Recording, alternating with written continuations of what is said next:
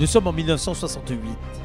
Après le décès de Jim Clark, quelques semaines auparavant, un autre Écossais se paie le luxe d'une victoire à Pau.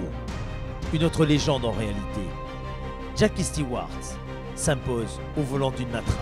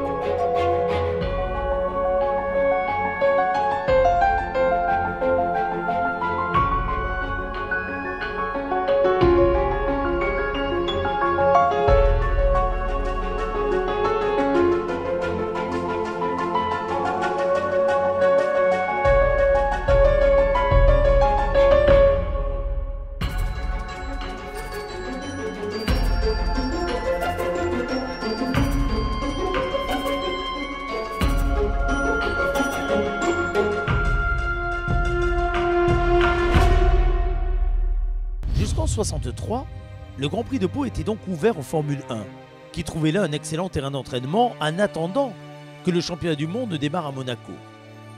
La création de la F2 1000cc en 1964 marque donc un tournant dans l'histoire de l'épreuve. Malgré tout, Jim Clark reste le maître. Il l'emporte alors devant Atwood et Arundel.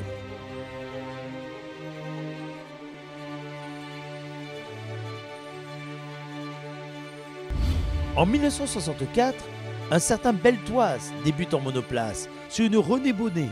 Quant à Josso, il remporte la première course de F3 disputée sur le sol français.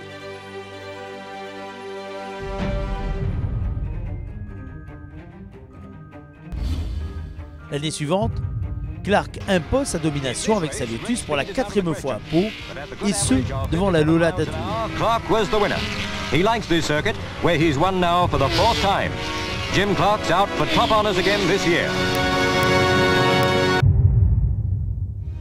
C'est une charnière importante dans l'histoire du Grand Prix de Pau en 1964. Arrive à Pau donc Formule 2 et Formule 3 nouvelles, avec toute une génération de nouveaux pilotes. Des marques comme René Bonnet ou Alpine Renault se lancent dans les courses de monoplace. Cette période va être très intéressante pour le Grand Prix de Pau, parce que quasiment chaque année, on va voir arriver un nouveau plateau, une nouvelle formule de course, avec de nouveaux participants, de nouvelles marques, de nouvelles écuries, de nouveaux pilotes.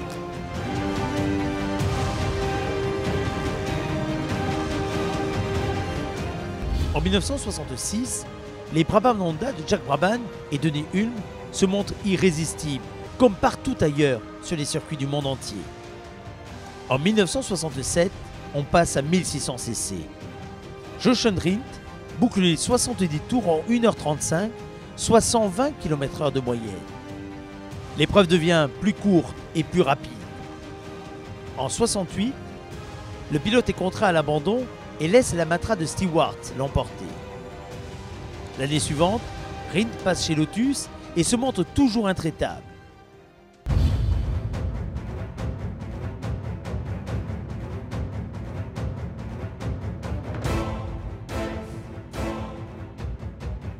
Après la victoire de Ren Wiesel en 71, Peter Gessin fait résonner le God Save the Queen en 72 au terme d'un Grand Prix particulièrement relevé rassemblant Josso, Sever, Hill, Lauda, Pescarolo.